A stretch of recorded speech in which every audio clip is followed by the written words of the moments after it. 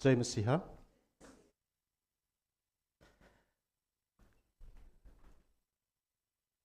हुन्छ, हामी यो समय वचनको भागमा हामी गइहाल्नेछौँ है। किन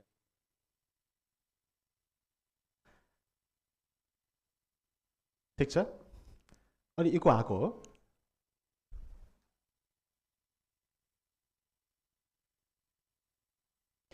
हुन्छ, हाम्रो भाइहरूले मिलाउँदै गर्नुहुनेछ, हामी चाहिँ अगाडि बढ्दै गर्नेछौँ है। प्राविधिक कुरा भनेको यस्तै नै हुन्छ, तर पनि हामी प्राथमिकता चाहिँ वचनमा नै दिनेछौँ। आमेन। किनभने वचनमा जीवन छ है। हुन्छ, अनि यही जीवनलाई हेर्ने कुरामा हामी जाँदै गर्दाखेरि हामीले चाहिँ यो कुरालाई हेरौँ कि शरीर र प्राण अनि आत्मा, यो कुरालाई हामी एकपल्ट हेर्नेछौँ आज है त। ताकि हामी परमेश्वरको सामुन्यमा आउँदाखेरि चाहिँ हामी कसरी आत्मिक टावरमा आउन सक्छौँ, जुन परमेश्वरको बारेमा प्रभु यीशु ख्रीष्ट आफैले भन्नुभएको छ कि परमेश्वर चाहिँ आत्मा हुनुहुन्छ भनिकन है। परमेश्वर शरीर हुनुहुन्छ भनिएको छैन, परमेश्वर प्राण हुनुहुन्छ भनिएको छैन, परमेश्वर आत्मा हुनुहुन्छ भनिएको छ। त्यो कारणले गर्दाखेरि हामी आउँदाखेरि पनि के आउनु, कसरी आउनुपर्ने हुन्छ? आत्मामा आउनुपर्ने हुन्छ है। यो कुरालाई हामी बुझौँ ताकि कसरी शरीर र प्राण चाहिँ प्रबल भइराखेका हुन्छ आत्मालाई माथि आउन नदिनको लागि। अनि कसरी चाहिँ हाम्रो हरेक समयमा चाहिँ हाम्रो प्रयास चाहिँ यही नै रहनुपर्ने हुन्छ कि हामी आत्मामा कसरी हामी प्रबलतामा देखा परौँ, ताकि हाम्रो परमेश्वरलाई आत्मा र सत्यतामा आराधना गर्न सकौँ। यो कुरा बुझ्नको लागि हामी चाहिँ गलातीको वचनमा गइकन हामी हेर्नेछौँ है। गलाती 5को सुरुमा चाहिँ 1 देखि लिएर 5को लगभग यो खण्डलाई नै हामी हेर्नेछौँ, जहाँ चाहिँ ख्रिस्टमा स्वतन्त्रता भनेर तपाईँको हेडिङ छ त्यहाँ होइन है। विषय चाहिँ ख्रिस्टमा स्वतन्त्रता भनेर छ। तपाईँले गलाती 5को 1 तिर 5मा तपाईँले गएर हेर्नुभयो भने, अनि ख्रिस्टमा स्वतन्त्रता भन्ने तपाईँको जुन अनुच्छेद छ है, त्यो अनुच्छेद भन्दा पनि खण्ड भनौँ, त्यो खण्डलाई हामी लगभग सबै नै हेर्नेछौँ हामी। मतलब एकाएक गरी म पट गरिकन चाहिँ हेर्दिनँ, तर त्यसको चाहिँ समग्रमा हामी हेर्नेछौँ ताकि शरीर प्राण र अनि आत्माको बारेमा हामी बुझ्न सकौँ है। यो शरीर र प्राण अनि आत्मा भनेर मैले हेडिङ चाहिँ किन राखेको भन्दाखेरि शरीर र प्राण चाहिँ एउटा छ, अहिले एउटा भएको छ होइन, अनि आत्मा चाहिँ बेग्लै छ अहिलेको यो अवस्थामा। यो हामी वचन खण्डमा जाँदै गर्दाखेरि यसलाई हामी राम्रोसँग बुझ्नेछौँ। मलाई जहाँसम्म लाग्छ तपाईँहरूले राम्रोसँग सुन्दै हुनुहुन्छ है। कि म आफैलाई चाहिँ अलिकति ज्यादा इको आइराखेको छ, अनि मेरो आवाज नै यहाँ गुन्जिराखेको छ कि मेरोमा, सायद रुगा लाएर पनि हुनसक्छ है। तर पनि तपाईँहरूले सुन्दै हुनुहुन्छ भने त्यही सही कुरा हो है त। यहाँ ख्रिस्टमा स्वतन्त्रता भनिएको छ, अनि 5को चाहिँ 1मा हामी हेर्दाखेरि पनि स्वतन्त्रताको निम्ति ख्रिस्टले हामीलाई स्वतन्त्र पार्नु भएको छ भनिएको छ। स्वतन्त्रता भन्दाखेरि अब कुन किसिमको स्वतन्त्रता हो, कुन किसिमको स्वतन्त्रतामा चाहिँ ख्रिस्टले हामीलाई स्वतन्त्र पार्नु भएको हो, यो हामीले बुझ्नु अति जरुरी छ। र यसलाई मैले तपाईँलाई एक किसिमले हामीले बुझ्दै जाउँ भन्नुको लागि पहिले नै भनिदिउँ, यो स्वतन्त्रता चाहिँ उहाँले शरीर र प्राणबाटको स्वतन्त्रता भने हो, जसले चाहिँ हामीलाई जहिले पनि एक किसिमले अल्मलाई राखेको हुन्छ, ताकि हामी आत्मामा बढिराखेको छौँ कि भनेर होइन, हामीले जे गर्दैछौँ त्यो हामीले आत्मामा गरिराखेको छौँ कि भन्ने हामीलाई त्यस्तो भान बनाइदिन्छ है। र सोही कुराबाट चाहिँ ख्रिस्टले हामीलाई स्वतन्त्रता दिनुभएको हो, ताकि हामी ख्रिस्टमा स्वतन्त्र भइकन अनि आत्मा जो परमेश्वर हुनुहुन्छ उहाँलाई चाहिँ हामी आत्मा र सत्यतामा आराधना गर्न सकौँ।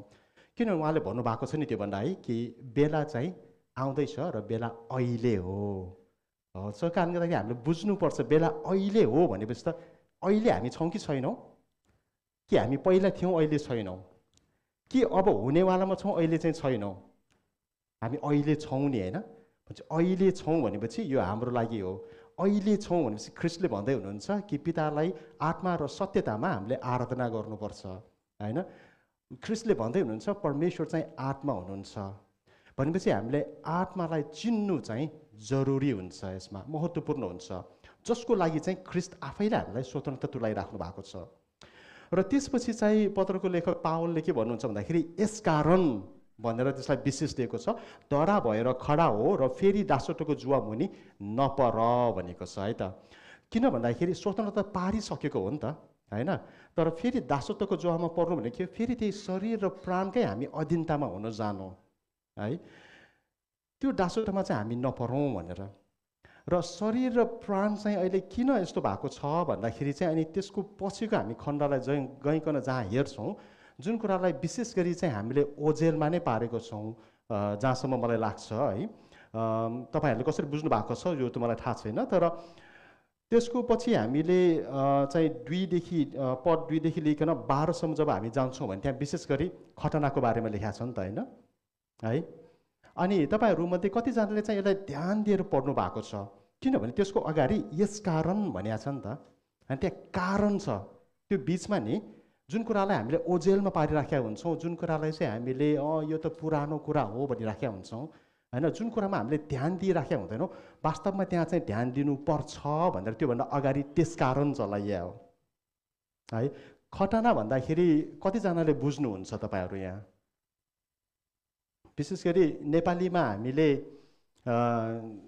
त्यति साह्रो अब के अरे एकदमै हुन्छ नि यो गहकिलो शब्दहरू हामीले प्राय प्रयोग गरेर हुँदैन, हामीले बोलीचालीको भाषा मात्र प्रयोग गरेर राखेका हुन्छौँ। र वास्तवमा खतना चाहिँ हामी नेपाली जातिमा भएको कुरा पनि होइन, त्यस कारणले गर्दाखेरि हामीलाई प्राय थाहा हुँदैन।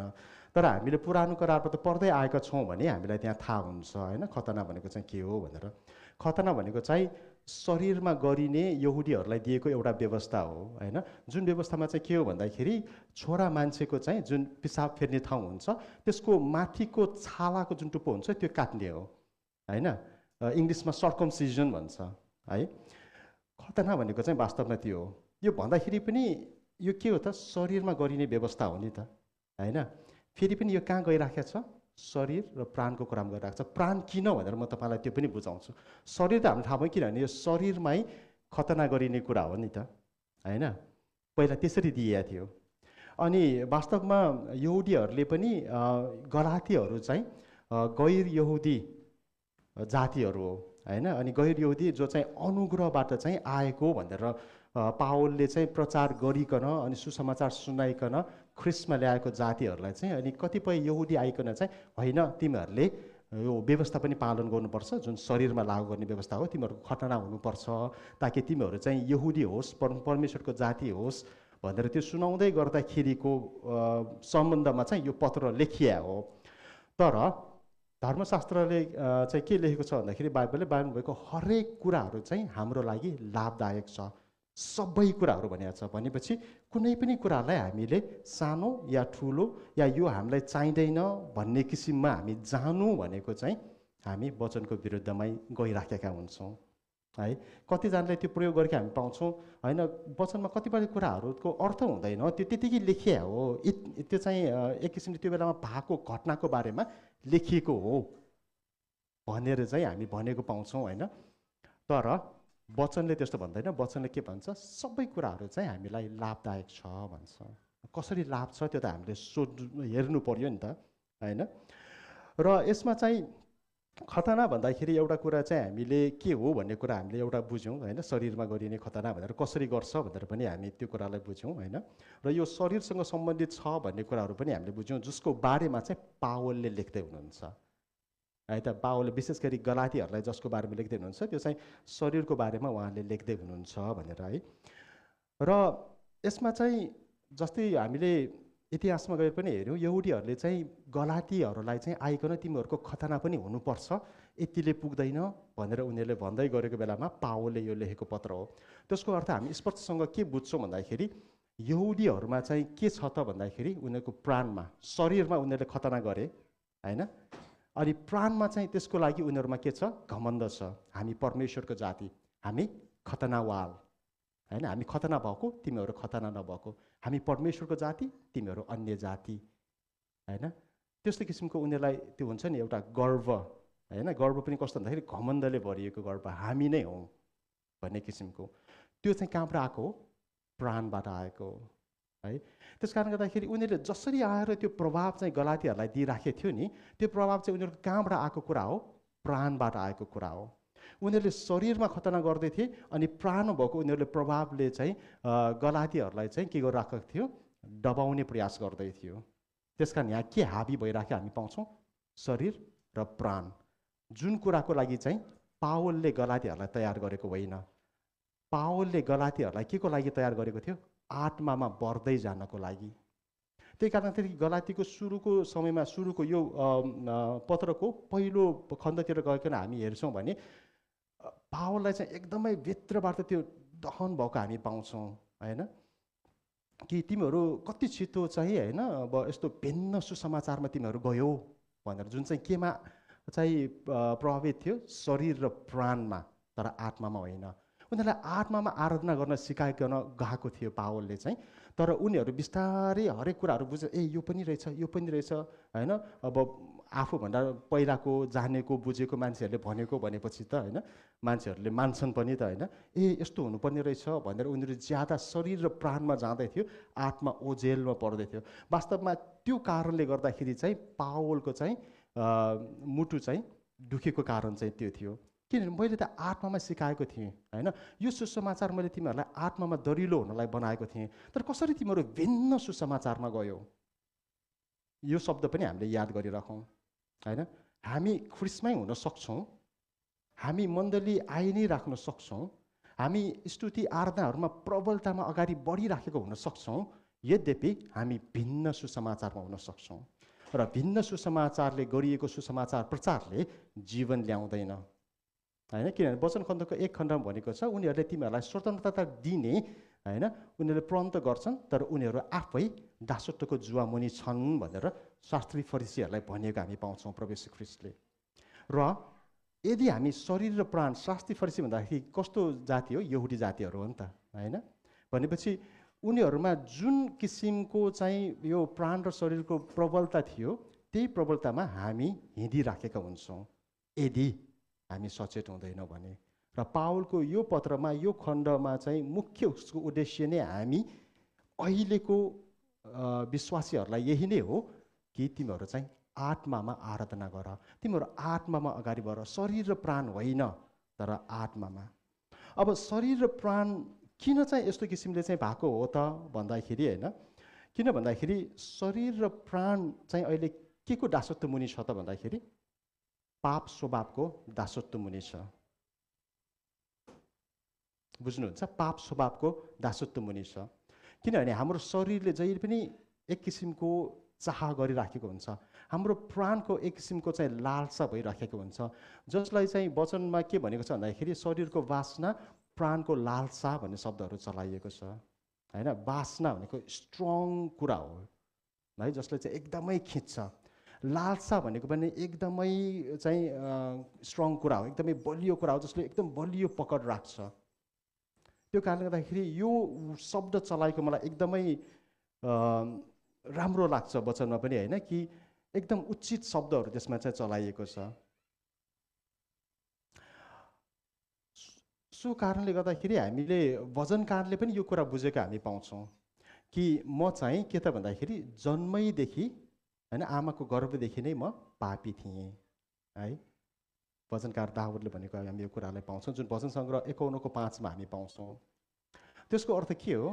हामी जब जन्मिन्छौँ नि होइन, एउटा आत्मा जन्मिँदाखेरि कसरी जन्मिन्छ पहिला त्यो पनि प्रक्रिया बुझौँ।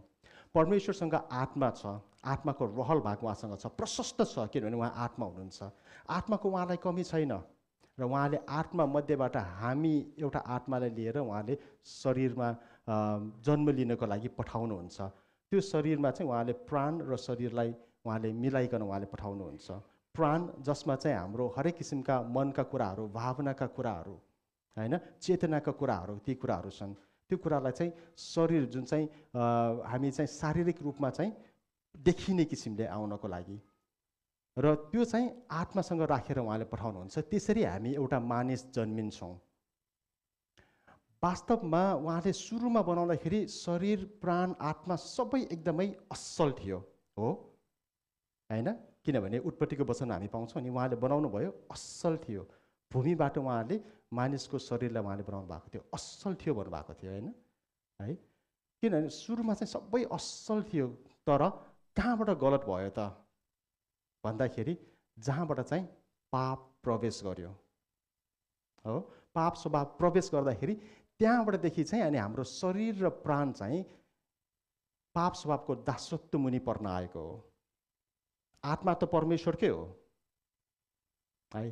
त्यसकारण आत्मा चाहिँ जहिले पनि म परमेश्वरतर्फ जान चाहन्छु भनेर एकदमै तत्परतामा हुन्छ।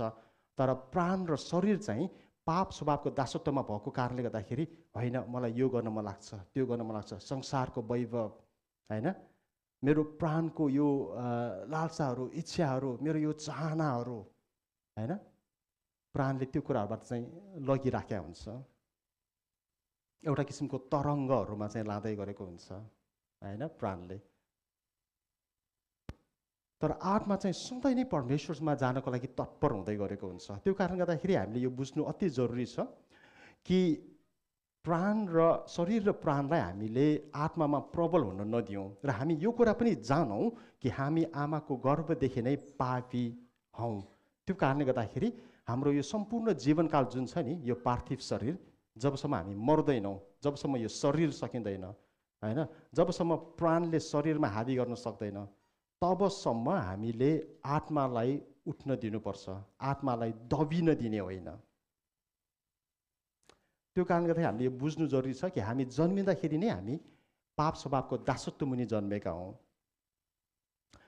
त्यो कारणले गर्दाखेरि अब हामीले खतनालाई बुझ्दाखेरि कसरी बुझ्ने त, कि अझै पनि यसरी नै बुझ्ने कि यो त यहुदीहरूलाई दिएको शरीरको व्यवस्था थियो जुन यहुदीहरूले आफ्नो शरीरमा गर्थे। हामी नेपालीहरूले कहिले पनि गरेका छैनौँ र हामी अहिले अनुग्रहमा आयौँ, हामीलाई त्यो कहिले पनि चाहिँदैन। सही नै हो, शरीरमा चाहिँदैन। तर अब खतना चाहिँ के हो, आत्मिक कुरा हो। वचनमा त्यही नै लेखेको छ होइन। हामी रोमी 2 को 29 गएर हेर्ने हो भने त्यहाँ लेखेको छ खतना चाहिँ हृदयको कुरा हो, यो आत्मिक कुरा हो, लिखित व्यवस्थाको कुरा होइन। लिखित व्यवस्थामा लिखितलाई तपाईँले एकदम ध्यान दिनुहोस्, नत्र हामी परमेश्वरको व्यवस्थाको विरोध गर्न जान्छौँ जुन परमेश्वरको विरोध हो। प्रभु येशू ख्रीष्टले कहिले पनि भन्नुभएको छैन कि म व्यवस्था रद्द गर्न आएँ भनेर, म व्यवस्था पुरा गर्न आएँ भनेको हो है। पुरा गर्नु भनेको के हो भन्दाखेरि त्यसलाई अझ परिमार्जित गर्नु, त्यसलाई एडभान्स्ड फर्ममा लानु हो, त्यसलाई अझ बृहत्तामा लानु हो।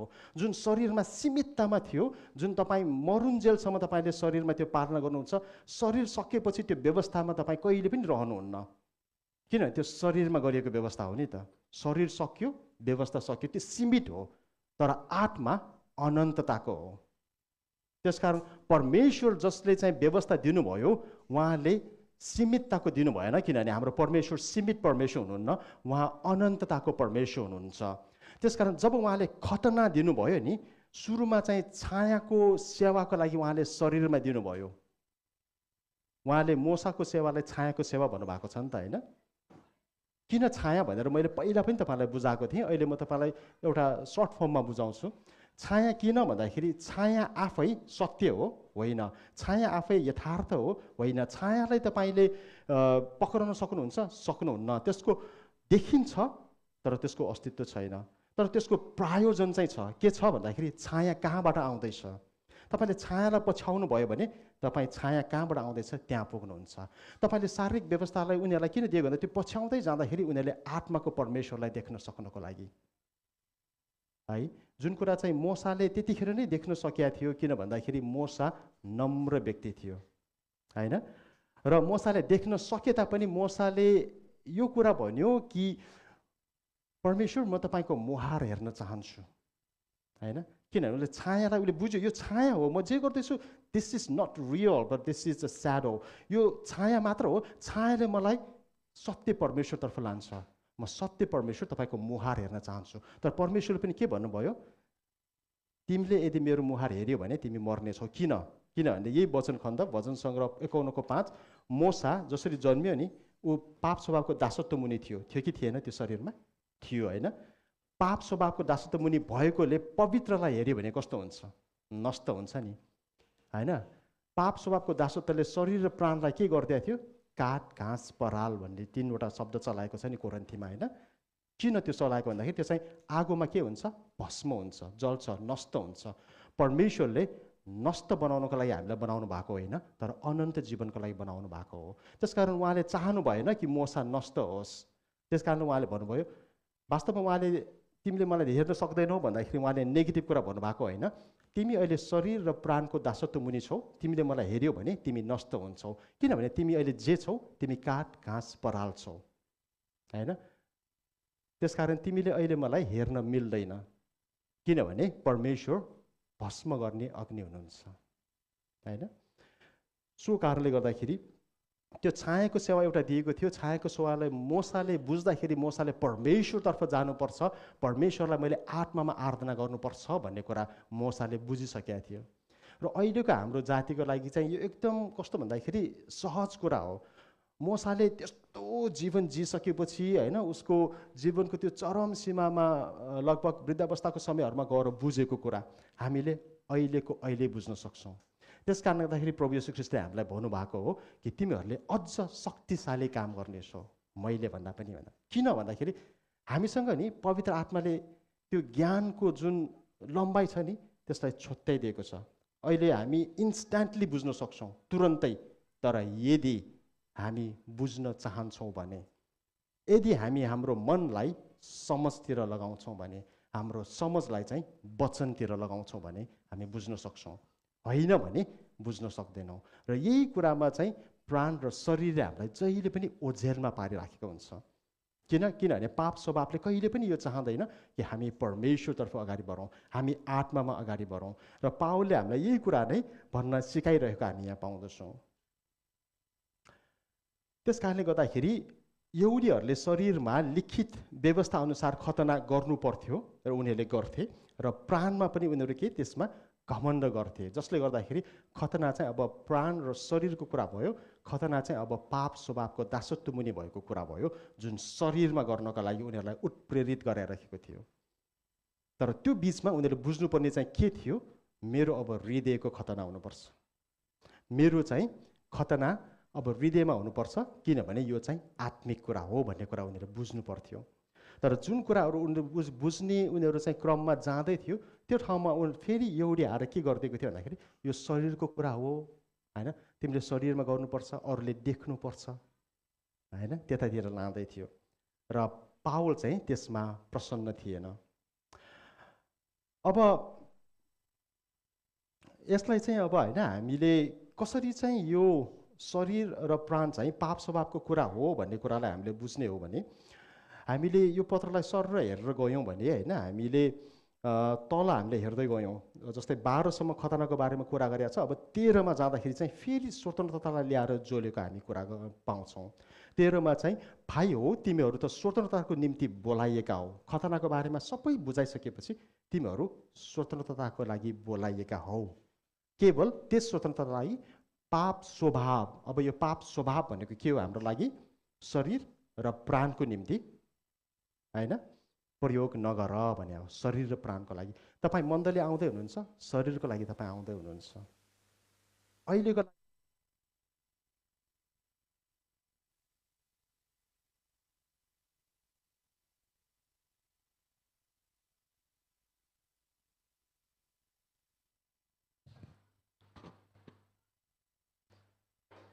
तपाईँले शरीर र प्राणलाई अहिलेको लागि तपाईँले चलाउन पाउनुहुन्छ, होइन, किनभने शरीरमा हामीलाई चङ्गाइ चाहियो नि त, होइन। तर कहिलेसम्म चाहिन्छ, जबसम्म शरीर रहन्छ नि त, होइन।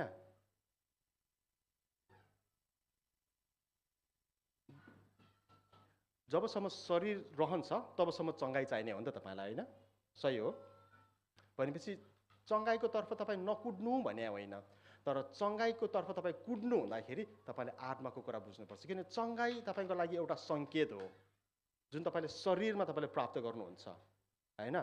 जसले हामीलाई यो कुरा बुझाउँछ कि जुन परमेश्वरलाई मैले पछ्याउँदैछु उहाँ परमेश्वर चाहिँ सत्य परमेश्वर हुनुहुन्छ भनेपछि अब उहाँ सत्य परमेश्वरलाई आत्मा र सत्यतामा आराधना गर्नको लागि तपाईँ आत्मामा बढ्नुपर्छ भन्ने कुरा तपाईँले बुझ्नुपर्ने हुन्छ। यदि बुझ्न चाहनुहुन्न या बुझ्नुहुन्न या कुनै कुरा तपाईँ अल्मलाउँछ भने तपाईँले गुमाउनु हुनेछ त्यो अवसरलाई जुन परमेश्वरले दिनुभयो, जुन अनुग्रहमा तपाईँले दिनुभयो, त्यसलाई तपाईँले गुमाउनुहुन्छ र परमेश्वर त्यो चाहनुहुन्न। त्यही कारणले गर्दाखेरि उहाँले हामीलाई वचन दिनुभएको छ, होइन।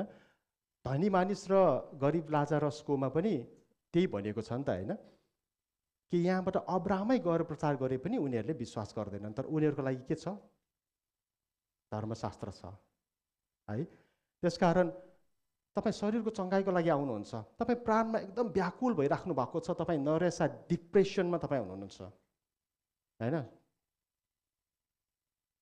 तपाईँ आउनुहुन्छ, चङ्गाइ पाउनुहुन्छ, त्यत्तिकै जानुहुन्छ, तपाईँले डिप्रेसनले छोड्दैन फेरि पनि। किनभने त्यो प्राणमा भएको कुरा हो जुन पापको दासत्व मुनि छ। पापको इच्छा यही नै हो कि तपाईँलाई मृत्युमा लगाउँ, तर परमेश्वर चाहनुहुन्छ तिमी जीवन नै रोज। सो कारणले गर्दाखेरि हामी शरीर र प्राणमा आउँछौँ, नआउने होइन, आउनुहोस्, चङ्गाइको लागि आउनुहोस् होइन, माग्नुहोस्।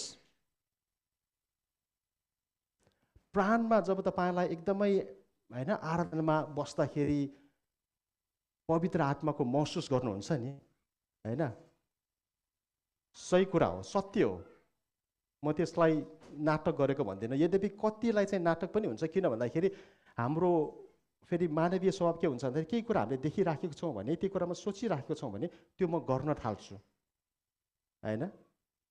तर त्यो पवित्र आत्माले भएको हो होइन, किनभने जुन मेरो मानवीय स्वभाव हो त्यहाँबाट हुँदै आएको हुन्छ। यद्यपि त्यसलाई पनि म केही पनि इन्कार गर्दैन, किनकि त्यो पनि गर्दै जानुहोस् होइन। तपाईँ अभ्यास गर्दै जानु हुँदाखेरि तपाईँ एक न एक समय तपाईँ पवित्र आत्माको महसुस तपाईँले गर्नु नै हुन्छ। तर यदि तपाईँ चाहनुहुन्छ भने होइन, अभ्यास मात्र गर्दै मात्र पनि हुँदैन, तपाईँको भित्रबाट त्यो तीव्र इच्छा चाहना आउनुपर्दछ पवित्र आत्माप्रति। होइन भने तपाईँ जिन्दगीभरि नाटकै गरिराख्नुहुन्छ, तपाईँलाई थाहा पनि हुँदैन। अरूले हेर्दाखेरि ओहो फल्ना कस्तो आत्मिकी भन्ने जस्तो लाग्छ, त्यसले झनै तपाईँलाई चाहिँ के प्रभावमा पार्छ, ओहो म त आत्मामा बढ्दैछु, यद्यपि त्यो होइन। तर त्यो सबै कुरा अनावश्यक हो होइन, त्यो सबै कुरा के हो, छायाको सेवा हो। छायाबाट हामी जो सत्य छ त्यहाँसम्म हामी जानुपर्छ। त्यसलाई हामी प्रयोग गर्दैनौँ भने तपाईँको लागि काम छैन। तपाईँ एकछिन आएर मलाई आङ जिरिङ्ग भयो, तातो भयो भन्नको लागि मात्र हो, जुन अरूलाई सुनाएर अरूलाई पनि रमाइलो लाग्छ अनि रमाइलो सिद्धिन्छ केही समय बादमा।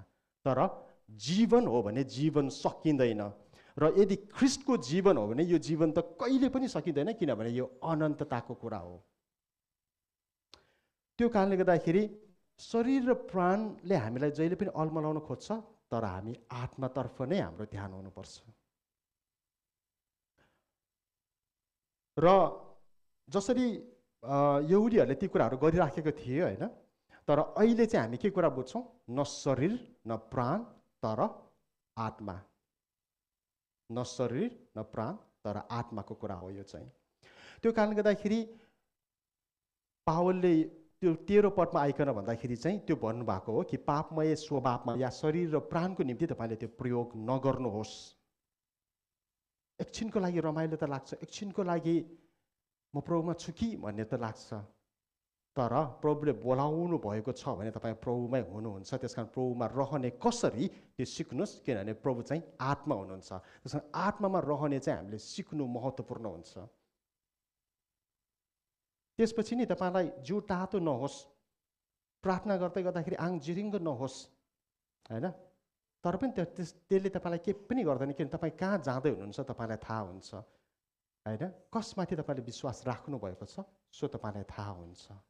तपाईँ त्यहाँबाट डगमगाउनुहुन्न, तर अझै बढ्दै जानुहुन्छ।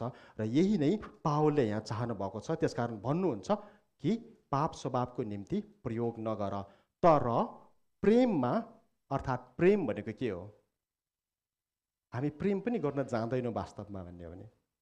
म मेरो नजिक जो छ उसलाई मात्र प्रेम गर्न सक्छु, म नजिकै नभएकोलाई प्रेमै गर्न सक्दिनँ। या जसले मलाई राम्रो गर्छ उसलाई म प्रेम गर्न सक्छु, जसले नराम्रो गर्छ उसलाई म प्रेमै गर्न सक्दिनँ। अझ जो मेरो अगाडि उपस्थितै छैन होइन, त्यो मान्छेलाई त म कहिले पनि प्रेमै गर्न सक्दिनँ।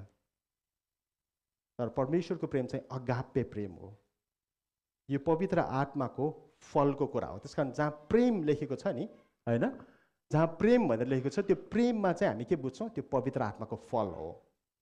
अब यो दुईवटा कुरालाई तपाईँले बुझ्नु हुँदाखेरि यो पत्रको अन्तमा एकचोटि लान खोजेँ मैले तपाईँलाई है त। म तलमाथि गराइराख्छु यो खण्डमा है, किनभने हामीले तलमाथि गर्दै गर्ने सबै घर देख्न सक्छौँ होइन, न त हामी एउटै कोठामा बसिराखेका हुन्छौँ र थाहै हुँदैन। अब एकछिन तल जाउँ। तल जाँदाखेरि यो पत्र होइन, पत्रको अन्त्यमा होइन, यो खण्डको अन्तिममा जाँदाखेरि हामीले के पाउँछौँ, पावलले सूची बनाइदिएको छ नि होइन, list, he has listed out होइन, ताकि यो के हो भनेर बुझ्न सकोस् भन्नको लागि दुईटा लिस्ट बनाइदिएको छ नि होइन। एउटा के को पाप स्वभावको लिस्ट, अर्को के को लिस्ट पवित्र आत्माको फलको लिस्ट है। अब बुझ्नुहुन्छ तपाईँले किन त्यो लिस्ट रहेछ त्यहाँ भनेर। तपाईँले त्यत्तिकै दाबी गर्नको लागि मात्र रहेछ होइन, म पाप स्वभावलाई इन्कार गर्छु, पवित्र आत्मालाई फललाई म चाहिँ होइन आफ्नो जीवनमा निम्त्याउँछु। निम्त्याउनुहोस् न, त्यो छायाको सेवा हो, गर्दै गर्नुहोस्, चिच्याउनुहोस्, जोरले चिच्याउनुहोस् होइन। तपाईँको शरीरले मात्र गर्दै हुनुहुन्छ, एक दिन घाँटी च्यातिन्छ, आवाज आउँदैन होइन। तर त्यो गर्दा गर्दै छायाको गर्दा गर्दै तपाईँले ओहो पाप स्वभाव भने यो रहेछ, आत्माको कुरा यो रहेछ, यो चाहिँ मलाई योबाट चाहिँ छोडेर यहाँ आऊ भनेको रहेछ भनेर तपाईँ बुझ्नुहुन्छ। र जब तपाईँ छोड्नुहुन्छ अनि आउनुहुन्छ नि, हो त्यहाँ तपाईँले पवित्र आत्माको फल तपाईँले पाउनुहुन्छ। नत्र त्यो फल हामीले बनाएको कृत्रिम फल हो, जुन अहिले हामी पाउँछौँ नि बजारमा पनि होइन, औषधि राखेर पाकेको फल हुन्छ होइन। खाँदाखेरि केही पनि छैन पौष्टिकता होइन। स्वादको लागि, शरीरको लागि ओहो मैले स्याउ खाएँ भन्ने जस्तो हुन्छ होइन। प्राणको लागि ओहो स्वाद कस्तो गुलियो रहेछ भन्ने होला होइन। तर शरीरमा पौष्टिकता नै छैन। अहिले त्यस्तै भइराखेको छ नि त होइन हाम्रो मानवीय जीवनमा। हाम्रो विश्वासी जीवनमा पनि, आत्माको जीवन पनि त्यही भइराखेको हुन्छ। मैले आउँदै गरे हुन्छु, हरेक किसिमको सेवा सङ्गतिको त्यो जागृतिलाई मैले चाखिराखेको हुन्छु, तर त्यो कृत्रिम जागृति भइराखेको हुन्छ। शरीर र प्राणमा मात्र सीमित जागृति भइराखेको हुन्छ, आत्मा चाहिँ पोषिएकै छैन। शरीर र प्राण चाहिँ अझ लालाहित भइराखेको छ। अनि पापको काम के हो? ढोकाको चढामा बसेर चाहिँ ढुकिबस्नु हो नि त होइन। ऊ चाहिँ ढोकामा ढुकिबस्छ, उसले हेरिबस्छ, ओहो शरीर अझै रमा, प्राण अझै रमा होइन। उसले देखिरहेको हुन्छ आत्मा चाहिँ छेउमा बसेर रुँदैछ, सुक्ख सुक्ख लाएर मलाई त केही पनि पौष्टिक आहार छैन। अनि हामी मानिस चाहिँ फेरि खुसी भएर उफ्रिरहेको छौँ, ओहो हालेलुया भन्दै उफ्रिराखेका छौँ होइन, आमेन भनेर जोरले कराइराखेका छौँ। ओहो आज त कस्तो जागृति आयो मण्डलीमा भनेका छौँ। घर गएर एक गाँस भात खाने बित्तिकै जागृति गइसक्छ, डिप्रेसन आइसक्छ, जुन अघि प्रार्थना गरिकन गएको थियो। शरीरको चङ्गाई होइन प्रार्थना गर्दाखेरि गएको थियो, एक गाँस भात खाँदाखेरि फेरि आइसक्छ। किन विश्वासी निको हुँदैन? किन अन्य जाति चाहिँ आउँदाखेरि निको हुन्छ तुरन्तै? किन भन्दाखेरि विश्वासीलाई चाहिँ आत्मामा बढ्नको लागि सिकाइएको हो। प्रभु यीशु ख्रीष्टले आफ्नो चेलाहरूलाई भन्नुहुन्छ, तिमीहरूलाई त गुप्तको कुराहरू दिएको छ, त्यसकारण म अरूहरूसँग चाहिँ केमा बोल्छु? दृष्टान्तमा बोल्छु। के तिमीहरू पनि जान्दैनौ? यसको अर्थ जान्दैनौ? ल म भनिदिन्छु होइन। त्यसकारण हामीले चाहिँ परमेश्वरको गुप्तको ज्ञान चाहिँ जान्ने हक उहाँले दिनुभएको छ। हकलाई दाबी गर्ने हामीले काम हो। जब हामी दाबी गर्छौँ हामी बुझ्छौँ। शरीरले मात्र वचनलाई दाबी गरेर हुँदैन। पवित्र आत्माको फल मलाई हो, प्रेम मलाई हो होइन, व्यभिचार मेरो होइन, त्यसलाई चाहिँ इन्कार गर्नुपर्ने हो आफैले। जति छ नि त्यहाँ पाप स्वभावको लिस्टहरू। रमाइलो कुरा यहाँ के छ भन्दाखेरि नि, रमाइलो कुरा, रोचक कुरा, सायद यो कुरा तपाईँलाई कहिले पनि रमाइलो लागेको थिएन होला होइन। पाप स्वभावको कुरा बुझाउँदै गर्दाखेरि चाहिँ पाप स्वभावको कुरालाई चाहिँ उहाँले यस्तै अरू भन्नुभएको छ हो। मतलब के हो? उहाँले त्यो लिस्टलाई एन्ड गर्नुभयो, समाप्त गर्नुभयो? गर्नु भएन। किन उहाँले क्रमशःमा छोड्नुभयो? किन टु बी कन्टिन्युडमा छोड्नुभयो उहाँले? किनभने त्यो हामीलाई अब अभ्यास गर्नको लागि हो, हामीलाई हेर्दै जानु, निहाल्दै जानको लागि हो, ताकि के चाहिँ पाप स्वभाव हो त। जे लिस्टमा छ त्यो लिस्ट त हामीले जानिहाल्छौँ नि होइन। ए यो हो यो हो यो हो। अझ त्यसमा पनि हाम्रो त एकदम अब विचार त हाम्रो होइन मानवीय विचारहरू त यति साह्रो छ कि त्यसमा पनि हामीले अझ हाम्रो किसिमले त्यसलाई बुझ्छौँ कि व्यभिचार भन्यो भने व्यभिचार यो व्यभिचार हो, त्यो व्यभिचार होइन। अपवित्रता यो हो, यो अपवित्रता होइन। त्यसरी हामी सिक्दै हाम्रो आफ्नो बुझाइ छ, हाम्रो आफ्नो समझ छ जुन वचन अनुसारको छैन। तर वचन अनुसारको समझ लाने भने मेरो समझलाई मैले बन्द गर्नुपर्छ र वचन अनुसारको समझलाई आउन दिनुपर्छ। अनि तपाईँले जब न्यायले हेर्नुहुन्छ तब तपाईँ बुझ्नुहुन्छ यो व्यभिचार भन्दालाई के कुरा आउँछ भनेर। विशेष गरी व्यभिचारको बारेमा चाहिँ स्पष्ट हरेक ठाउँमा लेखिएको छ होइन। संसारको चाह गर्नु पनि व्यभिचार हो। त्यसकारण याकुबले सुरुमै भनेको छ ए व्यभिचारी हो। संसारसँगको मित्रता भनेको के परमेश्वरसँगको शत्रुता भनेर तिमीहरू बुझ्दैनौ? ए व्यभिचारी हो भनेको छ। कसले भनेको? जसले संसारको इच्छा गर्दैछ। संसारी कुराको इच्छा गर्नु, मै लाउँ मै खाउँ, त्यो पनि व्यभिचार हो होइन। कति परिमार्जित छ व्यवस्था। त्यही कारणले गर्दाखेरि त व्यवस्थामा पक्रेको व्यभिचारिणीलाई ढुङ्गा हान्नको लागि ल्याउँदाखेरि पनि ख्रिस्टले ढुङ्गा हान्नु भएन र हान्न पनि उहाँले दिनु भएन। किनभने व्यवस्था त्यो बेलामा ख्रिस्ट आइसकेपछि अब परिमार्जनमा जाँदैछ। जुन व्यवस्थालाई उनीहरूले पछ्याइदिएको थियो त्यो व्यवस्था अब कार्यशील छैन। अब जुन व्यवस्था आउँदैछ ख्रिस्ट येशूबाट त्यो व्यवस्था चाहिँ अब कार्यान्वयन हुनेवाला छ, होइन? त्यो कारणले गर्दाखेरि उहाँले ती कुराहरू गर्न दिनु भएन र उहाँले परमेश्वरले जुन प्रायोजनका लागि त्यो बनाउनु भएको त्यही प्रायोजनले उहाँले त्यो चलाउनु भयो। त्यसकारण अति रोचक कुरा छ कि यस्तै अरू भनेर सकाइदिएको छ ताकि हामी त्यसलाई अभ्यास गर्दै जाउँ। अब हामीले यो बुझ्दै गर्दाखेरि अब यो कुरा बुझ्छौँ कि आत्मिकी भने के हो त, होइन? अघि त हामीले बुझ्यौँ जुन कुराहरू हामी शरीरमा देख्छौँ, होइन? मैले प्रार्थना गर्दै कसैलाई, उहाँलाई मैले हात राख्दा टाटो महसुस भयो, उहाँले भन्नुहोला उहाँ दाजु त भाइ त एकदम आत्मिक हुनुहुन्छ, होइन? त्यतिले बयान गर्दैन, त्यो छायाको सेवा हो। त्यसले तपाईँलाई परमेश्वरतर्फ बढ्नको लागि दोहोऱ्याउँछ। त्यसले यो भन्छ कि हो परमेश्वर सत्य हुनुहुन्छ रहेछ, किनभने उहाँले प्रार्थना गर्दाखेरि मलाई तातो महसुस भयो। उहाँ आत्मिकी भन्ने कुरा यसले डिफाइन गर्दैन, होइन? या प्रार्थना तपाईँलाई चाहिँ अभिषेक सहितको प्रार्थना गरियो, तपाईँले अन्य भाषा बोल्न थाल्नुभयो। अन्य भाषाको विरोधमा मैले बोल्न खोजेँ होइन, तर त्यो तपाईँको लागि सङ्केत हो ताकि तपाईँ आफ्नो चाहिँ शुद्ध्याइ गर्दै तपाईँ अगाडि जानुभएको होस्। ती सबै कुराहरू ती प्रायोजनका लागि हो। र आत्मिकी चाहिँ के हो त, को हो त आत्मिकी भन्ने कुरामा चाहिँ पहिलो कोरिन्थी 2:15 गइकन हामी हेर्छौँ भने त्यहाँ के लेखेको छ भन्दाखेरि आत्मिक मानिसले सबै कुराको जाँच गर्दछ र ऊ चाहिँ कुनै मानिसद्वारा जाँचिने छैन।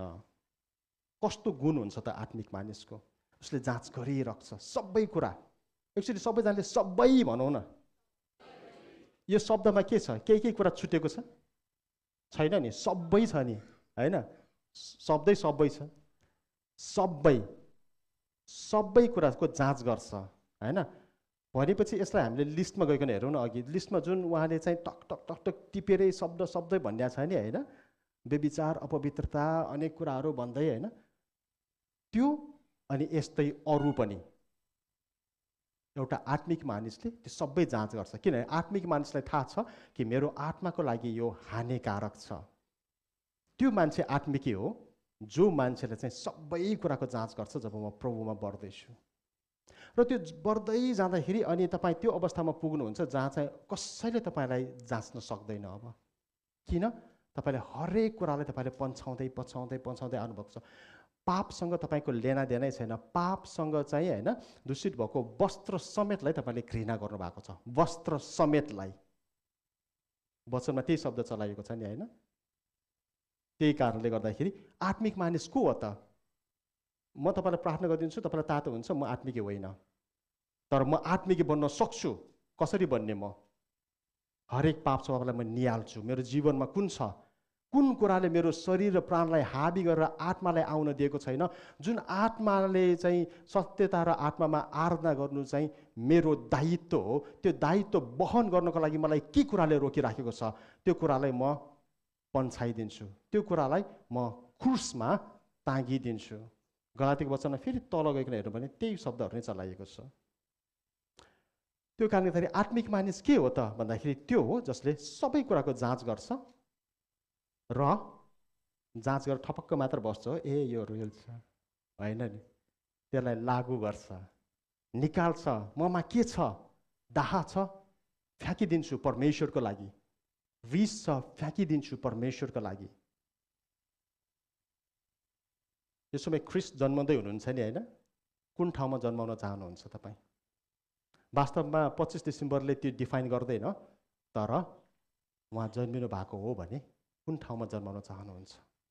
तपाईँको डाहाको ठाउँमा उहाँ जन्मिनु जरुरी छ, तपाईँको रिसको ठाउँमा उहाँ जन्मिनु जरुरी छ, तपाईँको ईर्ष्याको ठाउँमा उहाँ जन्मिनु जरुरी छ, तपाईँको व्यभिचारको ठाउँमा उहाँ जन्मिनु जरुरी छ, अपवित्रताको ठाउँमा उहाँ जन्मिनु जरुरी छ। के हामी जन्माउने, जन्मिन दिने नि? अनि पो हर्ष उल्लास हुन्छ त, अनि पो खुसी उमङ्ग त्यहाँ छाउँछ त। होइन भने सबै कुरा के हो? शरीर र प्राण।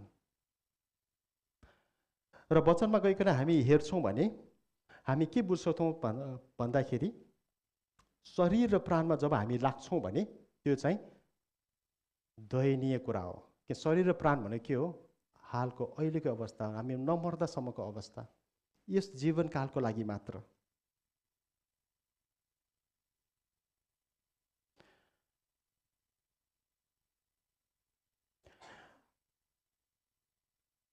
त्यसकारण हामीले वचनमा नै यो कुराहरू भनेको हामी पाउँछौँ कि यदि हामीले चाहिँ ख्रिस्टलाई चाहिँ के को लागि भन्दाखेरि अहिलेको लागि मात्र हामीले चाहिँ राखेका हौँ भने हाम्रो जीवन चाहिँ दयनीय छ।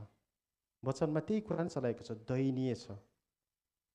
यदि ख्रिस्टको जीवनलाई चाहिँ हामीले, ख्रिस्टमा आएको यो जीवनलाई चाहिँ हामीले यति कुरालाई मात्र लगाउँछौँ भने त्यो चाहिँ एकदमै दयनीय छ। र यस्तै दयनीयताको म बाँकी बीचको खण्डमा म जान्दिनँ अहिले है, किनभने हामी समयलाई हेर्दै जानुपर्ने हुन्छ। यो दयनीयताको खण्डमा जाँदाखेरि चाहिँ यस्तै किसिमको एउटा जीवन जिएको, यस्तै किसिमको एउटा सेवाकाईमा जिएको हामी जीवनलाई हेरौँ। किन उदाहरण बाइबलमा भएको हरेक पात्रहरू हामीलाई उदाहरणहरू हुनुहुन्छ। हामी उदाहरणबाट सिकौँ अनि त्यहाँबाट हामीलाई अझ स्पष्ट हुन्छ।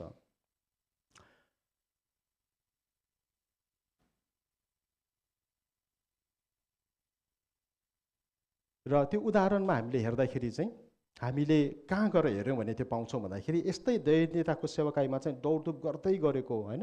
र अनन्तताको जीवनमा सकाउनु भन्दा किन सेवाकाईको लक्ष्य के हो? अनन्ततामा सकाउनको लागि, अनन्त जीवनमा, फेरि अनन्त मृत्युमा होइन, अनन्त मृत्यु पनि छ, अनन्त जीवनमा सकाउनको लागि दौडधुप गरेको सेवाकाई चाहिँ अनन्त मृत्युमा गइकन टुङ्गिएको हामी पाउँछौँ। नाम भन्नुपर्दाखेरि यहुदा इस्करियोत हो। त्यो सेवाकाईले हामीले यसो भन्न सक्छौँ कि संसारकै होइन सबभन्दा पहिलो अनि प्रभु येशू ख्रिस्टद्वारा नै अभिषेक दिएर शक्ति र अधिकारले भरिपूर्ण भएको प्रभु येशू ख्रिस्ट आफैले होइन। अहिले कति मण्डलीहरू चलाउँदाखेरि हामीले विभिन्नबाट चाहिँ हाम्रो पास्टर अगुवाज्यूहरूलाई होइन, गुरुबाहरूलाई बोलाइकन हामीले प्रार्थना गराइकन हरेक कुराहरू हामी गर्छौँ त्यो अभिषेकको लागि होइन। येशू ख्रिस्ट आफैले अभिषेक गरेको त्यो सेवाकाई र त्यसको एउटा अभिन्न अङ्ग, एउटा अभिन्न पात्र यहुदा इस्करियोत। अब यो शक्ति र अधिकारले भनेर मैले भन्न मिल्छ भनेर तपाईँलाई सोधेँ होइन। वास्तवमा वचनले नै यो दिइसकेपछि मैले शब्द चलाएको हो। किनभने लुका 9:1-2 गइकन हामी हेर्छौँ भने त्यहाँ के लेखेको छ भन्दाखेरि तब उहाँले भन्नाले प्रभु येशू ख्रिस्टले 12 चेलाहरूलाई एकसाथ बोलाउनु भयो र तिनीहरूलाई सबै भूतहरू निकाल्ने, रोगहरू निको पार्ने शक्ति र अधिकार दिनुभयो। शक्ति, अहिलेको शक्ति त के हुनसक्छ? कृत्रिम पनि हुनसक्छ नि होइन। मतलब अब मैले तपाईँलाई यो भन्न खोजेँ होइन सबैलाई शङ्का गर्दै हिँड्नु भन्ने होइन होइन। हो कि होइन, म त हात राखेर प्रार्थना गरी माग्दिनँ होइन। तपाईँ परिपक्व हुनुहुन्छ भने तपाईँलाई हात राखेर प्रार्थना गर्नु जरुरी छैन। किनभने हिब्रूको वचनमा भनेकै छ होइन कि अबबाट हामी हात राख्ने प्रार्थनालाई होइन, हात राखिदिने प्रथालाई फेरि हामी प्रयोग नगरौँ। कस्तो नेगेटिभ सोचाइ त होइन नि। उहाँले परिपक्वताको त्यो परिधिबाट उहाँले बोल्दै हुनुहुन्छ। जुन हामी परिपक्व छैनौँ भने हामीले बुझ्दैनौँ। हामी लाग्छ के नेगेटिभ हो यो, हात राख्ने त राम्रो कुरा हो नि होइन। त्यसको मतलब तपाईँ आवश्यकै पर्दैन कि त्यो छायाको सेवा हो। तपाईँ सत्यतामा हुनुहुन्छ, do you still need that भन्न खोजे हो भने कि तपाईँ अझै चाहिन्छ र त्यो तपाईँ त्यहाँबाट माथि आइसक्नु भयो नि, अझै दुध चाहिन्छ र तपाईँलाई, तपाईँ त खरिलो खाँदै हुनुहुन्छ त होइन। त्यो भन्न खोजे हो कि वास्तवमा होइन। त्यसकारण प्रभु येशू ख्रिस्ट आफैले शक्ति र अधिकार दिनुभएको। यहुदा इस्करियोत हात राखिदिन्थ्यो, भूत निस्किजान्थ्यो। यहुदा इस्करियोत हात राखिदिन्थ्यो, सङ्घाइ हुन्थ्यो होइन। कसलाई के चाहिएको छ? अधिकारसहित प्रार्थना प्राप्त हुन्थ्यो। यहुदा इस्करियोत यद्यपि आत्मामा मर्दै थियो, शरीर र प्राणमा ऊ जाँदै थियो। 12 चेलाको सेवाकाईको जुन एउटा सेवाकाई हुँदाखेरि के हुन्छ? डिफ्रेन्ट तपाईँको चाहिँ अहोदाहरू हुन्छ, पदहरू हुन्छ होइन। त्यो बेलामा पनि थियो। यहुदा इस्करियोत तपाईँहरूको त्यहाँ थाहा छ छैन, कोषाध्यक्ष थियो प्रभु येशू ख्रीष्टको सेवाकाईको।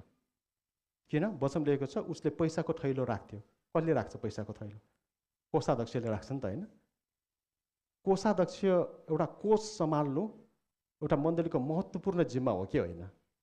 एकदम महत्त्वपूर्ण जिम्मा हो, एकदम। त्यस्तो महत्त्वपूर्ण जिम्मा प्राप्त भएको मानिस, तर के छ त, हामी वचनमै गइकन हेर्छौँ भने वचनमा के लेखेको छ त भन्दाखेरि यूहन्ना 12:4-6 हामी गइकन हेर्छौँ भने यो खण्ड चाहिँ कहाँ हो भन्दाखेरि जहाँ चाहिँ मरियम आइकन, होइन, अत्तरले चाहिँ प्रभु येशू ख्रीष्टको चाहिँ पाउट भएको कुराहरूमा, होइन, अनि त्यहाँ चाहिँ उहाँका चेलाहरूमध्ये एकजना भनेको छ है त 12:4 है, 4-6 हेर्नु भने घटना चाहिँ त्यो हो भनेर मैले तपाईँलाई बुझाइदिएँ। त्यहाँ एकजना चेला उठेर बोल्यो। उसले चाहिँ के भन्यो भन्दाखेरि अर्थात् उहाँलाई पक्राउन खोज्ने यहुदा इस्करियोतले भन्यो, स्पेसिफाई पनि गरिदिएको छ ताकि हामीलाई कन्फ्युज नहोस्। वचन कति कहाँ हामी चाहिँ, होइन, झुकिनु हुँदैन, कहाँ हामी झुकिनेवाला हुन्छौँ वचनलाई थाहा हुन्छ, त्यसकारण स्पष्टसम्म लेखिदिया हुन्छ। यो अत्तर 300 चाँदीका सिक्कामा बेचेर त्यो रकम गरिबहरूलाई दिए हुँदैन थियो? पैसाको लेखाजोखा कति छ नि है, उसलाई नलेज के ज्ञान। यो अत्तर नि उसले छर्राको त्यो अत्तरको सुगन्ध उसलाई यो अत्तरको दाम यति हो थाहा भइसक्यो होला, होइन? त्यति साह्रो चाहिँ ऊ शरीर र प्राणमा लागेको कि उसलाई शरीरको कुनै एउटा मोल हुने कुरा उसलाई देखाउने बित्तिकै यसको मोल यति हो, उसले दाम लगाइदिन सक्ने। कति शरीर र प्राणमा उसले तालिम दिएको थियो आफूलाई।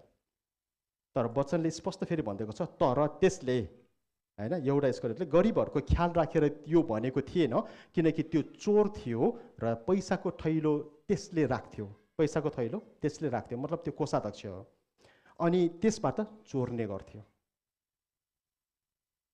उसले गरिबको, होइन, थियो उसमा त्यो अभिषेक थियो गरिबमाथि तिथ्याउनु, होइन?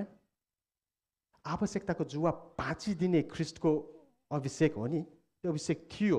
कसैको त्यो खाँचोको आवश्यकताको जुवालाई नि भाँचिदिने सक्ने सामर्थ्यता उसलाई दिइकन सेवाकाईमा पठाइएको व्यक्ति हो। तर उसले शरीर र प्राणमा आफ्नो मन लगाउँदाखेरि के भयो त?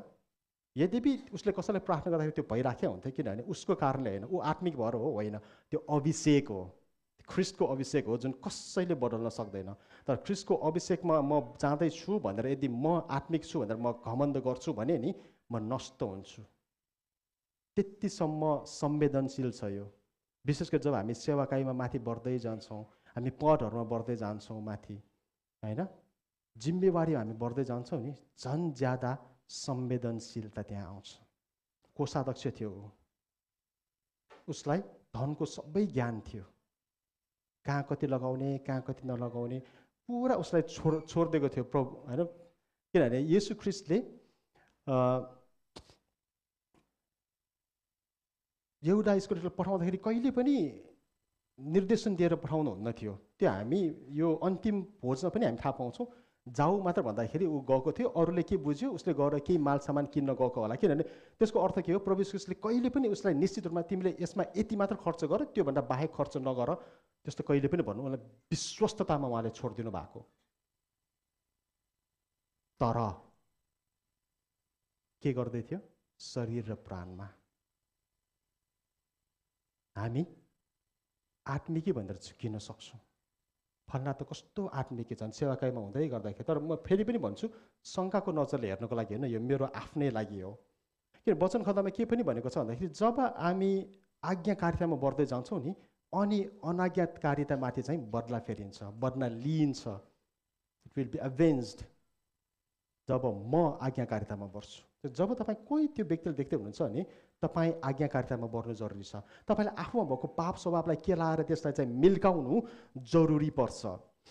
होइन भने चाहिँ यसमा डरलाग्दो कुरा के हुन्छ भन्दाखेरि यहुदा इस्करियोतको जस्तै नै हुन्छ। के त भन्दाखेरि 1 कोरिन्थी 2:14 के लेखेको छ, जो मानिस आत्मिक छैन त्यसले परमेश्वरका आत्माका कुराहरू ग्रहण गर्दैन, किनकि ती कुराहरू त्यसको निम्ति मूर्खता हुन्छन् र त्यसले ती बुझ्न सक्दैन, किनकि ती कुराहरू आत्मिक रीतिले मात्र चिन्न सकिन्छ। त्यो अवस्थामा चिन्दै थिएन हो, कस्तो दयनीयता, होइन? प्रभु येशू ख्रीष्ट शरीरमा हुँदाखेरि ख्रीष्ट सँगसँगै हामीलाई अहिले इजरायलमा गएर यो येशू प्रभुले पाउ राख्नु भएको ठाउँ हो भन्दाखेरि भित्रबाट कस्तो भक्तिभाव आउँछ होइन है। यस्तो भक्तिभाव आउँछ कि यो जीवनकालमा मैले अहिलेसम्म यस्तो किसिमले भक्ति गरेकै छैन होला। त्यसरी भित्रबाट आउँछ। त्यो पनि के हो? प्राण हो नि त होइन। वास्तवमा त्यसले के गर्छ? केही गर्दैन। तर जब म थाहा हुन्छु यो ठाउँमा येशू ख्रिस्टले टेक्नु भएको भने येशू ख्रिस्ट हुनुहुन्छ भन्ने कुरा जब मलाई अझ ज्यादा यकिनतामा आउँछ तब म के गर्छु भन्दाखेरि येशू ख्रिस्टबाट जाने कसरी, येशू ख्रिस्टसम्म पुग्ने कसरी, उहाँको कदसम्म बढ्दै जाने कसरी, त्यो कुरा म बुझ्ने प्रयास गर्छु र त्यो चाहिँ आवश्यक कुरा हो। होइन भने चाहिँ के हुन्छ त भन्दाखेरि यदि हामीले आत्माको कुरा बुझेन भने पावलले किन यो यहाँ चाहिँ ल्याउँदैछन् यो पत्रमा, यो हामीलाई किन आवश्यक छ भन्ने कुरालाई हामीले यदि यहुदा इस्करियोतको यो जीवनकालबाट हामी बुझ्छौँ भने हामी यसलाई कसरी बुझ्न सक्छौँ? यदि आत्माको कुरा बुझेन भने उसले त कहिल्यै बुझ्न सकेन, तर हामीसँग अझै अवसर छ। यदि हामीले बुझेनौँ भने नि हामीलाई के लाग्छ? नम्रता त आफू खुसी गर्ने ठाउँ जस्तो लाग्छ। नम्र हुनुहुन्छ कोही तपाईँप्रति होइन। येशू ख्रिस्टले कहिले पनि उसलाई जोड जबरजस्ती गरेका छैन, तिमी गएर यतिले किन उतिले किन, हेर योभन्दा ज्यादा खर्च नगर, हामीसँग पैसा छैन, पैसा जोगाउनुपर्छ, हाम्रो ठुलो योजना छ होइन। के पनि भन्छ जाऊ लिएर आऊ, जान्थ्यो लिएर आउँथ्यो होइन। नम्र, हरेक समय उहाँले नम्र हुनुभयो। तर त्यो नम्रताले उसले के गर्दैथ्यो? आफू खुसी गर, जाऊ लिएर आऊ त भन्यो, तर उसलाई आफू खुसी गर भने होइन नि, थैलीबाट चोर्दै गर भने होइन नि त होइन। 5 रुपियाँको लिएर 10 रुपियाँको बिल बनाऊ भने होइन नि त होइन। यो कुरा बुझ्यो भने हाम्रो मण्डली ठगी कार्यबाट बाहिर आउँछ। हामीले कति दुःखद सपनाहरू सुन्न पाउँछौँ नि होइन। मण्डलीको जग्गाको बारेमा, घरको बारेमा होइन, कोषको बारेमा यो कुरा बुझ्छौँ भने मण्डली चङ्गाई हुन्छ, मण्डली निको हुन्छ। आज चङ्गाई दिने मण्डलीलाई चङ्गाईको खाँचो छ। के हामी चङ्गाई बग्न दिने नि? जब मेरो सामर्थ्यतामा छ, मैले एउटा पाप स्वभावलाई निकाल्छु र केलाइकन हरेक पाप स्वभावलाई खेदिकन पठाउँछु भने सम्भव छ र हामी मण्डलीलाई निको पार्छौँ। पत्रुस अर्को उदाहरण हेरौँ। हप्काइ खायो, गाली खायो होइन। उसले नम्रताको त्यो रूप नै त्यति साह्रो देख्न पाएन होइन। उसले नम्रताको रूप देखेकै छ यहुदा इस्करियोतले, तर के गर्यो? पत्रुसले सुधारतर्फ आफ्नो मन लगायो, तर उसले चाहिँ के गरिदियो? ऊ त यति एक्सपर्ट नि मोल लगाउनलाई। मेरो गुरुजीको मोल त के छ? 30 चाँदीको सिक्का। दुःखको कुरा हो नि होइन। हाँस्न त मन लाग्छ तर दुःखको कुरा हो। 30 चाँदीको सिक्का प्रभु येशू ख्रिस्ट कति निम्नतासम्म उहाँ चाहिँ झर्नुभयो तपाईँ मेरो लागि। मैले के गर्ने येशूको लागि? एउटा पाप स्वभाव पनि मिल्काइकन नफ्याँक्ने, राखिराख्ने, पुस्दै राख्ने, फ्यालौँ न हामी। यदि हामीले त्यो गरेनौँ भने नि सहनशीलता त ठग्ने ठाउँ जस्तै लाग्छ हामीलाई। सही राखेको छ, भनेको छैन, भने मानेन, के गर्ने? सहन्छु म। बुझेन भोलि त बुझ्ला नि होइन। मेरै भाइ हो, मेरै दाइ हो, मेरै दिदी हो, मेरै बहिनी हो, बुझ्छ। प्रभु येशू ख्रिस्ट पनि त्यही भन्नुभयो, यो मेरै छोरा हो, यसले बुझ्छ। सही राख्नुभयो। एउटा इस्करियोतले त्यसलाई ठग्ने ठाउँ बनाइदियो। ठग्ने ठाउँ यतिसम्म ठग्यो, ठग्दा आफ्नो गुरुजीको मोल लगाइदियो, बेचिदियो। ख्रिस्टको वचन जो प्रभु येशू ख्रिस्ट हुनुहुन्छ यसलाई बेच्ने हाम्रो सामर्थ्यता छ। जसरी यहुदा इस्करियोतले बेच्दियो नि, यसलाई म बेच्न सक्छु। मैले फिजिकली बाइबल बेच्ने कुरा गरेँ होइन, वचनलाई लत्याउने। 30 चाँदीको सिक्का।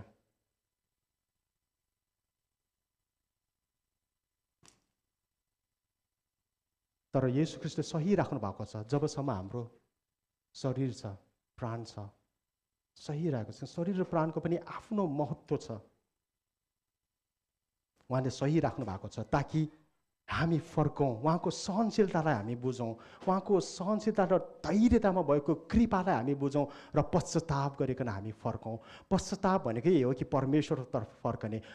परमेश्वरतर्फ फर्कने भनेको चाहिँ के हो? मेरो के पाप स्वभाव छ सबैलाई फ्याँकिदिने, सबैलाई इन्कार गरिदिने। आफूलाई इन्कार गरेनौँ भने हामी ख्रीष्टको राज्यको हकदार हुन सक्दैनौँ। वचनले इन्कार गर्न हामीलाई सिकाउँदैछ।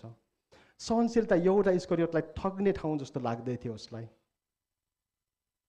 हामीलाई पनि त्यस्तो लाग्न सक्छ। हामीलाई लाग्न सक्छ मात्र होइन, हामी भ्रममा परेको हुन सक्छौँ। बिचरा ख्रीष्टको राज्य भन्दै म मेरो आफ्नै राज्य म विस्तार गरिराखेको हुन सक्छु। तर यदि मैले बुझ्न चाहेँ भने म बुझ्न सक्छु। यदि म चाहेँ भने म फर्कन सक्छु, जबसम्म मेरो नाकमा जीवनको श्वास छ। त्यसकारण प्रभु यीशु ख्रीष्ट भन्नुहुन्छ समय अहिले हो, फर्क फर्क। ठुलो ठुलो सेवाकाई हामी गर्ने हाम्रो योजना होला, तर ख्रीष्टमा आधारित छ या मेरो आफ्नै राज्य विस्तार हो? यो एकपल्ट निहालेर हेरौँ। क्षमा त हामीलाई के लाग्छ भन्दाखेरि पापलाई दोहोऱ्याइराख्ने ठाउँ हो जस्तो लाग्छ। यहुदा इस्करियोत सबै गर्यो, बेचिसक्यो। प्रभु येशू ख्रीष्टलाई थाहा छ, भन्दैछ जाऊ आफ्नो काम सकाऊ। तिमीले बेच्न त बेच्यो, गौ पुरा गर त्यसलाई। किनभने बोलेको वचन तिमीले व्यर्थ छोड्नु हुँदैन, होइन? आफ्नो जवानको पक्का हुनुपर्छ। जाऊ, तर जानुभन्दा अगाडि यो ल्याऊ, मेरो शरीर र मेरो रगत, यो ल्याऊ। एउटा इस्करियोतलाई नि पहिलो रोटीको टुक्रा चोपेर उहाँले दिनुभएको, सबै चेलाहरूभन्दा पनि पहिलो। कति महान क्षमा छ उहाँको, कति ठुलो हृदय छ उहाँको। किनभने त्यो शरीर, त्यो रगत उहाँको चाहिँ प्रायश्चितको रगत हो, जो धेरैका लागि बगाइएको थियो। त्यो तिम्रो लागि पनि हो। यो ल्याऊ, जाऊ, पुरा गर। तर उसले क्षमा बुझेन। येशू ख्रीष्ट मर्नै पर्थ्यो, मर्नुहुन्थ्यो। उहाँ मर्नको लागि नै उहाँ तयार हुनुभएको हो।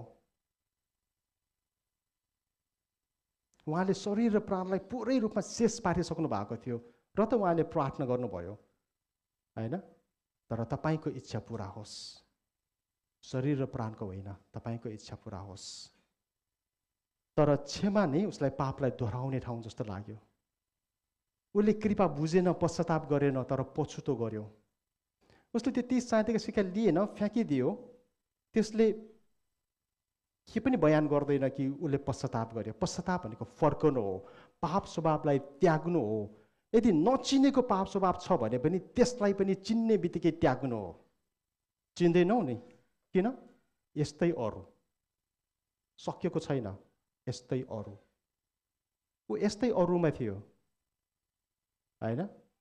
तर उसले बुझेन क्षमा। उसले क्षमाको रोटी र दाखमध्य, क्षमाको शरीर र रगत उसको लागि थियो, तर उसले त्यो ग्रहण गरेन। खाँदैमा ग्रहण हुँदैन नि, ग्रहण गरेन। त्यसकारण के त खाने बित्तिकै के भयो? शैतान पसिहाल्यो भनेको छ नि त, होइन? वचनमा कस्तो है। त्यही हामी केमा मात्र चलाउँछौँ?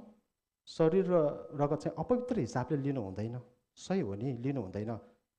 अनि पवित्र हौ पनि भन्नु पर्यो नि त। फेरि तिमी किन प्रभु भोजलाई तिमी इन्कार गर्छौ? यो महिनाको पहिलो सन्डे हाम्रोमा आइतबार प्रभु भोज हुन्छ, म त्यो योपालि इन्कार गर्छु। 30 चाँदीको सिक्का कहाँ गयो? म जसरी भनी पवित्र हुन्छु र उहाँको रगत, उहाँको शरीर म लिन्छु जो मेरो लागि हो। कहाँ गयो त्यो अठोट? 30 चाँदीको सिक्का छोडिदिन्छु, म लिन्न यो पालिको। किन त्यस्तो जीवन जिउँछौँ जहाँ चाहिँ हामीले येशूलाई इन्कार गर्नु परोस्? किन पाप स्वभावलाई हामी इन्कार गर्दैनौँ? किन फेरि एकपल्ट यहुदा इस्करियोतको सेवाकाईलाई हामी दोहोऱ्याउँछौँ? त्यसकारण शरीर र प्राणबाट मात्र लागेको चाहिँ सेवाकाईले ख्रिस्टको सेवाकाई अन्तर्गतको 12 चेलाको सेवाकाईलाई चाहिँ के गर्छ, एउटा स्थान नै रित्याइदिन्छ। तर महत्त्वपूर्ण के हो, महत्त्वपूर्ण कुरा के हो भन्दाखेरि ख्रिस्टको नि केही बिग्रिँदैन। तपाईले केही गरेर पनि परमेश्वरको चाहिँ सिंहासनलाई यो एक रौँको आधारमा पनि तपाईले हल्लाउन सक्नुहुन्न। तपाईले गर्न सक्नुहुन्छ त समर्पण, समर्पण मात्र गर्न सक्नुहुन्छ। यसलाई मैले अलिकति समय लिन चाहे है।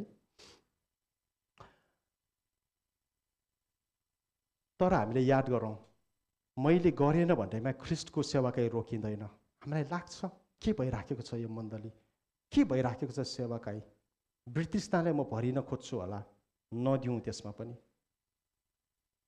किनभने ममा उहाँको सेवाकाईको प्रबलता र प्रचुरतालाई चाहिँ ल्याउने सामर्थ्यता उहाँले राखिदिनु भएको छ। जुन ठाउँ एउटा इस्करियोतले गर्दाखेरि रित्तियो नि, त्यो ठाउँमा एउटा यस्तो व्यक्ति खडा भयो जसलाई मानिसहरूले अभिषेक गरेन। 12 चेलाले अभिषेक गरेन, 12 होइन 11 चेलाले अभिषेक गरेन, तर येशू ख्रिस्ट आफैले अभिषेक गर्यो। प्रेरित पावल त्यो ठाउँ रित्तिएको ठाउँलाई भरिदियो हैन। 12 चेला पनि आफ्नै हिसाबमा त भरेको हो हैन, जुन छायाको सेवा हो। त्यो हुँदाखेरि के आयो, पवित्र आत्मा हुरुरुरुरु आउनु भयो नि त, त्यो रित्तिएको ठाउँ भर्ने बित्तिकै हैन। त्यो छायाको सेवा थियो, आयो के भयो, सब पवित्र आत्माको अनुभव भयो सबैलाई हैन। तर त्यो भन्दैमा जीवन बदलिन्छ भन्ने छैन। अब जसमा त्यो पवित्र आत्मा आयो नि, उसले यो अठोट गर्नुपर्ने हुन्छ कि उहाँ सत्य हुनुहुन्छ, म सत्य परमेश्वरतिर लाग्छु। अनि त्यहाँ बोल्ने हरेक अन्य भाषा बोल्नेहरूको जीवन त्यहाँ परिवर्तन भएको हुन्छ। जसले नि त्यो भिडमा त्यो अठोट लियो नि, म शरीर र प्राण होइन म आत्मा बढ्छु, उनीहरूको जीवन बदल्यो। ख्रिस्टमा उनीहरूको जीवन बदल्यो। जसले गरेन उनीहरूको बदलेन। वचनमा त्यो लेखेको छैन, तर हाम्रो बुझाइ अनुसारले हामी यो बुझ्न सक्छौँ नि अहिले होइन।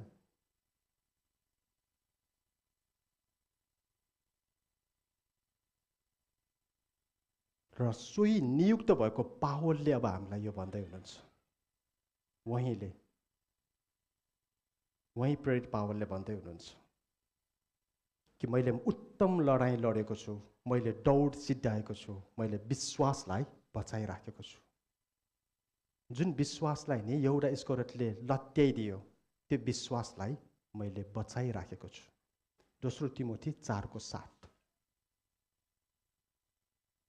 त्यसकारण अब हामीले चाहिँ के गर्ने त? What should we do? Lesson त लिएर जानु पर्यो। सुनेर हामी भावुक पनि हुन्छौँ, मन पनि भरिन्छ, जोस पनि आउँछ। सबै कुराहरू प्राणबाट पनि आउन सक्छ। मैले शङ्का गरेको होइन तपाईहरुलाई, तर बुझाइको कुरा हो। अब हामीले के गर्ने त हैन?